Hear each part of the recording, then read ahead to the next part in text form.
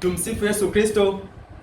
Nikukaribishe tena katika siku nyingine njema, na karibu katika semina yetu ya kumsifu na kumwabudu Mungu. Na leo ikiwa ni siku ya 5 katika mfululizo wa masomo ambayo tumeanza tangu siku ya kwanza mpaka siku ya leo. Na nikusina nikuombe, penda kutembelea akaunti hii, utajifunza mambo mengi sana yanayohusiana na habari ya kumsifu na kumwabudu Mungu. Na somo la leo tutakalojifunza leo linasema nafasi ya kumshukuru Mungu. Nafasi ya kumshukuru Mungu tunapofanya ibada ya kumsifu na kumwabudu. Nafasi ya kumshukuru Mungu tunapofanya ibada ya kumsifu na kumwabudu Mungu. Nini nafasi ya kumshukuru Mungu? Na katika somo lililopita nilieleza nafasi ya mahamasisho katika ibada ya kumsifu na kumwabudu Mungu.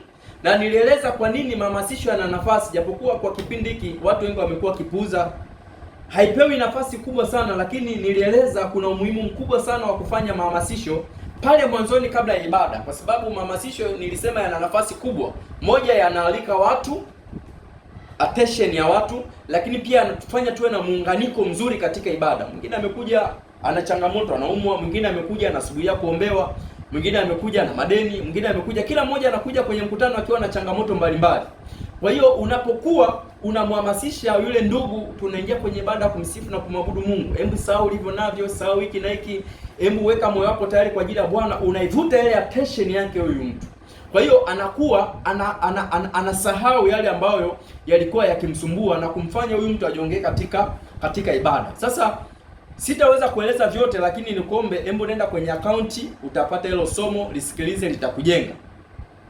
Lakini katika siku ya leo natamani tujifunze nafasi ya kumshukuru Mungu katika ibada ya kumsifu na kumwabudu Mungu. Na binafsi nimekuwa nikipata baadhi ya maswali, na watu wengi wamekuwa wakiniuliza kwamba mwalimu, mbona ukijaribu kuangalia ndani ya Charismatic Katoliki mfumo wa kumsifu na kumwabudu Mungu haufanani na madhehebu mengine, haufanani na makanisa mengine. Kwa nini imekuwa hivyo? Na ukijaribu kuangalia vile vipengele ambavyo nimejaribu kuvieleza kwamba kuna mahamasisho, kushukuru, sifa, kuhimidi, kutukuza pamoja na kuabudu, ukijaribu kuangalia kwenye madhehebu mengine huwa hawavifuatilii hivyo vipengele. Unaweza kukuta kwenye kuabudu naimba wimbo wa Roho Mtakatifu, kwenye sifa inaimba pambio, kwa hiyo inakuwa imechanganyikana. Lakini ukijaribu kuangalia katika mfumo wa Charismatic Katoliki, hasa tunapoingia kwenye ibada ya sifa, hivi vitu vinazingatiwa. Kwa nini? Sasa tuanze somo letu na Zaburi ile ya 100 ule mstari wa kwanza mpaka mstari wa 5. Zaburi ya 100 ule mstari wa kwanza mpaka mstari wa 5. Neno la Mungu linasema, mfanyeni Bwana shangwe dunia yote, mtumikieni Bwana kwa furaha, njoni mbele zake kwa kuimba. Jueni kwamba Bwana ndiye Mungu, ndiye aliyetuumba, na sisi tu watu wake na kondoo wa malisho yake. Mstari wa 4 anasema, ingieni malangoni mwake kwa kushukuru, nywani mwake kwa kusifu, mshukuruni, lihimidini jina lake. Unasikia mstari wa 4 anavyosema, ingieni malangoni mwake kwa kushukuru, nywani mwake kwa kusifu, mshukuruni, lihimidini jina lake.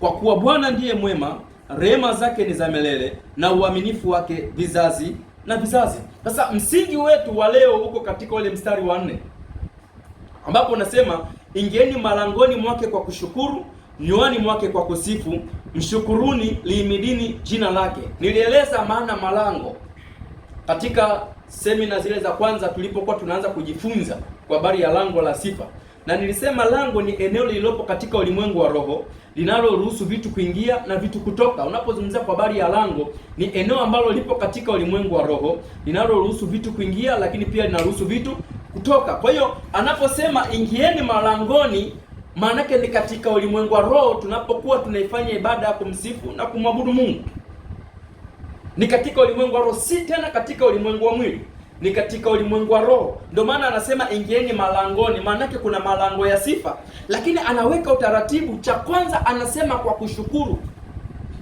kwa kushukuru. Na kwa nini mzaburi au kwa nini Daudi anaandika hii? Ukijaribu kuangalia, Wayahudi walikuwa wakienda kuabudu mara moja kwa mwaka huko Yerusalemu.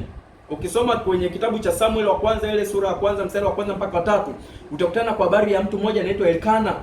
Huyu mtu alikuwa na wake wawili, Hana na Penina, na Biblia inasema alikuwa akikwea mwaka kwa mwaka kwenda Shilo kwa ajili ya kufanya nini? Kufanya ibada, kumwabudu Mungu.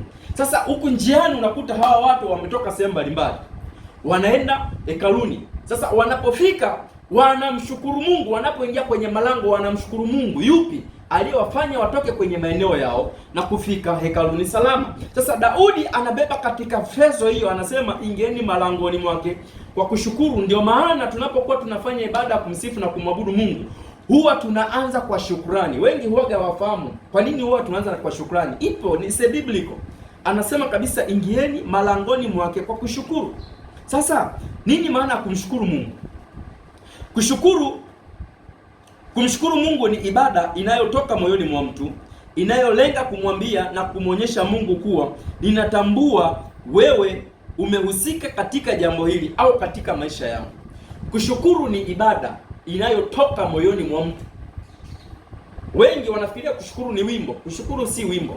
Wimbo ni kibebeo kinachobeba hali ya moyo na kumpa Mungu shukrani. Kwa hiyo kushukuru ni hali, ni ibada inayotoka ndani ya moyo wa mtu. Kwenye episode ya pili nilieleza maana ya ibada, nikasema ibada ni kile ambacho kinamfanya mtu aweze kukutana na uwepo wa Mungu. Ibada ni kile ambacho kinatufanya tuweze kukutana na uwepo wa Mungu. Kwa hiyo tunapozungumzia swala la kumshukuru Mungu, ni ibada inayotoka moyoni mwa mtu, lakini inalenga kumwambia Mungu, ninatambua kwamba wewe umehusika katika maisha yangu. Kwa hiyo tunapokuja kwenye ibada ya kumsifu na kumwabudu Mungu, tunapoanza kwa kumshukuru, maana yake tunamwambia, tunamfanyia Mungu ibada ndani ya mioyo yetu, kumwambia kwamba tunatambua kufikia leo wewe umehusika katika moyo wangu, umehusika katika maisha yangu, umehusika katika kila nilicho nacho. Hii ndiyo maana sahihi ya kumshukuru Mungu. Kwa hiyo kushukuru, kabla ya kujawa wimbo, kabla ya kujawa maneno, lazima kuwa ibada ndani ya moyo.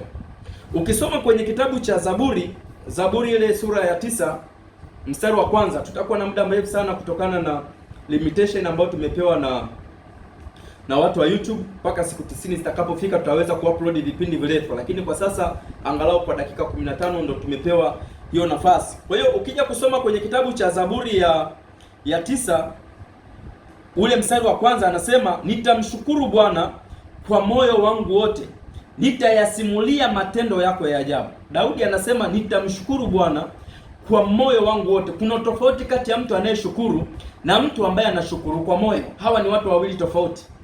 Kwa mfano, wewe unadaiwa na mtu mmoja milioni 2. Alafu kuna mtu mwingine pia anakudai milioni 30. Si kama mmenielewa? Alafu yule wa milioni 30 akaja akasema nimekusamehe lile deni. Ndani ya moyo wako lazima utamshukuru kwa moyo. Kwa nini? Inawezekana milioni 2 una uwezo wa kuilipa, lakini ukifikiria milioni 30 utaitoa wapi? Unaona ni kama muujiza. Sasa Daudi anapoelezea nafasi ya kumshukuru Mungu, anaona ni kama amependelewa katika maisha yake. Ndio maana anasema nitakushukuru kwa moyo wangu wote. Lakini anaendelea kwa kusema kwamba nitayasimulia matendo yako ya ajabu. Kumbe mtu anaweza kumshukuru Mungu kwa kuyasimulia matendo. Ndio maana tunapokuwa kwenye ibada ya kusifu na kuabudu, tunapomshukuru Mungu waga tunaimba kwa mfano, Baba ninakushukuru, hakuna kama wewe. Lakini lazima ueleze kwa nini unamshukuru Mungu. Kwamba wema wako ni wajabu katika maisha yangu, hakuna Mungu kama wewe. Fadhili zako ni za ajabu katika maisha yangu, hakuna Mungu kama wewe. Kwa hiyo kumbe, so long as unapokuwa unaeleza yale ambayo Mungu amekutendea, kuna mwingine amekuja kwenye hiyo ibada, anapoyasikia anapokea nguvu za Mungu, na yeye anaona kwamba kumbe nina sababu ya kumshukuru Mungu. Tumsifu Yesu Kristo. Kwa hiyo kushukuru ni ibada inayotoka moyoni mwa mtu. Sasa kwa nini wakati mwingine tunamshukuru Mungu na watu hawapokee hiyo nguvu? Ni kwa sababu tunamshukuru Mungu kwa maneno. Unakuta mtu anaimba wimbo, akili yake haipo kwa Mungu, haoni fadhili za Mungu, haoni wema wa Mungu kwenye maisha yake, kwa sababu yuko zamu anasimama tu, utasikia haleluya, tumsifu Mungu. Kusifu kunapasa wanyofu wa moyo, tunaenda kumshukuru Mungu, asante Yesu. Kwa hiyo anaimba kama sehemu ya liturujia, lakini aimbe kama sehemu ya ibada ndani ya moyo. Kuna tofauti kati ya kufuata mtiririko wa ibada na kuifanya ibada ndani ya moyo. Unapomshukuru Mungu kama ibada, inaanza ibada ndani yako na kuwasaidia wale ambao wamekuja kuisikiliza hiyo ibada, au ambao wamekuja kumfanyia Mungu hiyo ibada ndani ya moyo.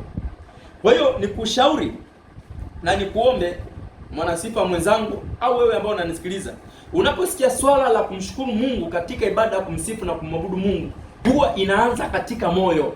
ni swala la moyo. Kabla halijawa wimbo, ni swala la moyo. Wimbo unabeba kilichoko ndani ya moyo. Kwa mfano, mtu ambaye amepona kansa anapokuja kumshukuru Mungu anaweza akakosa wimbo, kabaki analia machozi. Yaani machozi ni ibada inayoonyesha nini? Mungu, ninakushukuru kwa hiki ambacho umeniponya. Mungu, ninakushukuru kwa hili ambalo umenitendea. Ukisoma kwenye kile kitabu cha Mwinjili Luka sura ya 17 wanakutana na wale wakoma 10. Mwinjili Luka sura ya 17 ukisoma kuanzia mstari wa 11 mpaka wa 19 wanakutana na habari ya wakoma 10. Wale wakoma wakati wamekutana na Yesu, Yesu aliwaambia nendeni mkajionyeshe kwa makuhani. Na walipokuwa wakienda walitakasika, lakini Biblia inasema kuna mmoja alirudi kushukuru, akiangalia alikuwa amekataliwa, akiangalia alikuwa hafai, akiangalia alikuwa si mtu ambaye anajaliwa na mtu yoyote. Alipoona ya kwamba amepona, alirudi kushukuru, akaanguka kifudifudi. Maanake huyu mkoma ambaye ametakaswa, kushukuru kulikuwa ni ibada ndani ya moyo. Na ndio maana ngoja niwafundishe kitu wanasifa, kwamba sio lazima watu wakutane na Mungu kwenye kuabudu, sio lazima watu wakutane na Mungu kwenye kusifu. Unapoanza kumfanyia Mungu ibada, kushukuru, bado nguvu za Mungu ziko pale pale. Watu wanaweza kukutana na Mungu na watu wakapona katika maeneo mbalimbali. Ila ukiimba kama sehemu ya liturujia, ni vigumu sana hawa watu kukutana na hiyo ibada ya kumshukuru Mungu, kwa sababu inaanzia ndani ya moyo, inawaendea watu. Ukisoma Zaburi ile ya 111, tunaelekea mwishoni. Zaburi ya 111, Zaburi ya 111 ule mstari wa kwanza, neno la Mungu linasema nitamshukuru Bwana kwa moyo wangu wote. Ni sehemu ya pili, Daudi anazungumza tena kwa mara ya pili. Nitamshukuru Bwana kwa moyo wangu wote, barazani pa wanyofu wa moyo na katika mkutano. Anasema nitamshukuru Bwana kwa moyo wangu wote, barazani pa wanyofu na katika mkutano. Kwa hiyo swala la kushukuru ni swala la moyo. Wimbo unabeba hali ya moyo ya kumshukuru Mungu. Maneno yanabeba hali ya moyo ya kumshukuru Mungu. Na ndio maana mtu anaweza kukwambia asante na shukuru, lakini isiwe imetoka moyoni. Lakini kuna mwingine anaweza kaja nyumbani akasema, mama nanili, unakushukuru kwa kweli. Yaani sikutegemea kama ungeweza kunisaidia. Mungu akubariki sana. Huyu mtu ametoka mbali, amekuja nyumbani kwako kwa lengo moja tu la kushukuru. Maanake uwe na uhakika hiki kitu kilianzia ndani ya moyo wake, ndicho kilichomsukuma kufanya safari ya kuja kwako. Haleluya. Kwa hiyo nikuombe kuanzia leo badilishe mtazamo. Tutakuwa na kipindi kinachofuatia siku inayokuja, wiki inayokuja. Bado tuko kwenye safari sasa ya kumshukuru Mungu. Tutajifunza namna ya kumshukuru Mungu, tutajifunza sababu za kumshukuru Mungu, tutajifunza mambo kadha wa kadha. Lakini ninataka kuanzia hapa kuwe na mabadiliko. Tusianze kumshukuru Mungu kama wimbo, tuanze kumshukuru Mungu kama safari ndani ya moyo wa mtu unaolenga kumfanyia Mungu ibada. Na ndio maana ukisoma kwenye kile kitabu cha Mathayo, Mwinjili Mathayo 15 sura ya 15 ule mstari wa 8, Mathayo 15 mstari wa 8 anasema, watu hawa wananiabudu bure, mioyo yao iko mbali na nani? Na mimi. Kwa hiyo kumbe unaweza kumshukuru Mungu lakini unamshukuru bure. Moyo wako hauko na huyo Mungu, lakini unaifanya ibada bure. Kwa hiyo nikuulize swali au nikuchallenge, mara ngapi umekuwa ukimshukuru Mungu lakini umekuwa ukifanya ibada ya bure? Mungu akubariki sana. Ninakupenda. Tutakutana katika kipindi kinachokuja. Asante kwa kunisikiliza. Utaingia kwenye akaunti ya Lango la Sifa Daima kuendelea kupata mfululizo wa masomo haya. Mungu akubariki. Tumsifu Yesu Kristo. Asante sana.